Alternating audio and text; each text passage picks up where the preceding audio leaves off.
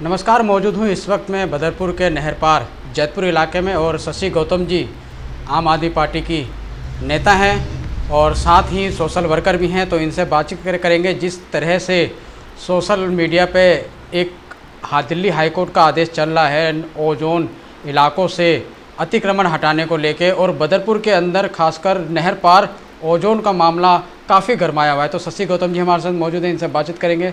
सबसे पहले मैम आपका स्वागत है। Thank you. मैम, ओजोन के मुद्दे पे आता हूँ, लेकिन उससे पहले एक सवाल पूछना चाहता हूँ कि शशि गौतम जी आम आदमी पार्टी की पुरानी कार्यकर्ता रही हैं, मैं आज भी कार्यकर्ता ज़मीन से जुड़ी हुई थी, तो इतने दिनों से शशि गौतम जी कहाँ गायब थी? मैं कहाँ गायब हूँ, बस मैं अपने क्षेत्र में ही तो नहीं हूँ, बाकी तो मैं पार्टी में बराबर एक्टिव हूँ। हर जगह जा रही हूँ, कोई प्रोटेस्ट हो या हमारे उपचुनाव हो, चाहे वो विधानसभा लेवल के रहे हों, चाहे हमारे वो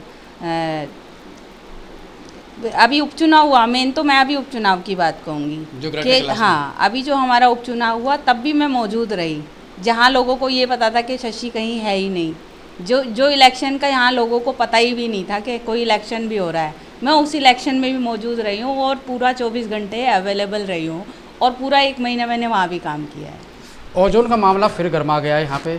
चुनाव तो अभी अगले साल होने हैं, लेकिन उससे पहले अभी जो ओजोन का मामला बड़ी तेज़ी से चल रहा है, किस तरह से आप देखती हैं? क्या वाकई में ओजोन है? कुछ लोग कहते हैं ओजोन नहीं है, हटने वाला है, लेकिन अभी तक ओजोन लगा हुआ है। लोग अपने मकान आसानी से बनवा नहीं पा रहे बिना पैसे दिए। ये तो जो ओजोन है, ये तो हम लोगों पे वैसे भी ज़बरदस्ती थोपा हुआ है, क्योंकि जो ओजोन का एरिया जो एक जमुना वाला एरिया होता है, उसका एक दायरा होता है, 300 मीटर का दायरा होता है, और उस दायरे को अभी तक नापा ही नहीं गया है। उसकी जो अगर ये रेंज को नापेंगे उसके अकॉर्डिंग अगर देखा जाए तो 300 मीटर में आता है, और 300 मीटर से ये वाला हिस्सा बिल्कुल अलग है। लेकिन ये साजिश के तहत इसको भी ओजोन में डाला जा रहा है, और कहीं ना कहीं साजिश किस बात की है कि जो ये लोग अंधाधुंध पैसा कमाने की जो रहती है, उगाही करने की वो कोशिश रहती है, उसी के लिए ही ये ज़बरदस्ती हमें ओजोन थोपा जा रहा है। अच्छा मैडम, साल 2019 में मोदी सरकार ने 1769 कॉलोनियाँ पास करी थी, जिसमें नहर पार की 52 कॉलोनियाँ थीं, और जगह जगह जो भाजपा के निगम पार्षद थे उन्होंने रजिस्ट्रेशन के कैंप भी लगाए थे। हाँ, लगाए थे कैंप, और हमारे यहाँ एरिया में घर घर जाके रजिस्ट्रेशन के पैसे लिए गए। भाजपा वाले? हाँ, भाजपा के लोग थे, और उन्होंने जो है घर जाके लोगों से रजिस्ट्रेशन के पैसे लिए हैं। लोगों के पास आज तक भी रिसीविंग है उसकी, जो लोग पैसे लेके गए हैं। तो वो भी एक कमाने का जरिया ही था उन लोगों का। ज़बरदस्ती लोगों को परेशान करना है, पहले ओजोन जो है एबजोन हो जाता है, कभी वो गोजोन हो जाता है, और फिर आज उसको ओजोन में डाल दिया। अच्छा, एक बातें और चल रही है कि बीच में इसको एबजोन में करवा गया था नेताओं के द्वारा, फिर ये ओजोन में वापस कैसे आया? भूल गई हूँ मैं। हमारे मौजूदा विधायक राम सिंह नेताजी के द्वारा 2013 में। वो वाला पेज कहाँ चला गया मेरा? हमारी पार्टी के विधायक राम सिंह नेताजी के द्वारा 13 में इसको एबजोन में करा दिया था। फिर दूसरी पार्टी ने षड्यंत्र करके, ये इसी तरह बोलते बीजेपी ने। मैम, ये भी सुनाई आ रहा है कि बीच में इसको एबजोन में कन्वर्ट करवा दिया गया था, फिर ये वापस ओजोन में कैसे आ गया? इसके बारे में क्या कहेंगे? 2013 में हमारे जो आज के मौजूदा विधायक राम सिंह नेताजी हैं, उनके द्वारा इसको जो है 2013 में एफ जोन में कन्वर्ट करा दिया गया था, ठीक है। लेकिन फिर साजिश, क्योंकि कहीं ना कहीं जो उगाई की जाती है वो ओजोन के एरिया से ही की जाती है, और अगर ये ओजोन ही हट जाएगा तो फिर इन नेताओं की कमाई कहाँ जाएगी? कहीं ना कहीं इसी एरिया से ये लोग कमाते हैं और मोटी उगाई करते हैं। तो उस टाइम में ये जो है 2013 में राम सिंह नेताजी द्वारा इसको एफ जोन में डलवा दिया गया था, लेकिन फिर पार्टी बीजेपी की साजिश के तहत ये इसको फिर ओजोन में डाला गया है। अच्छा, मनोज तिवारी जी भी आए थे, उन्होंने भी ओजोन को गोजोन किया था, और काफ़ी बड़े बड़े मंच लगे थे, क्योंकि 2019 में ही मोदी सरकार ने पास करी थी और 19 में ही बड़े बड़े मंच लगे थे।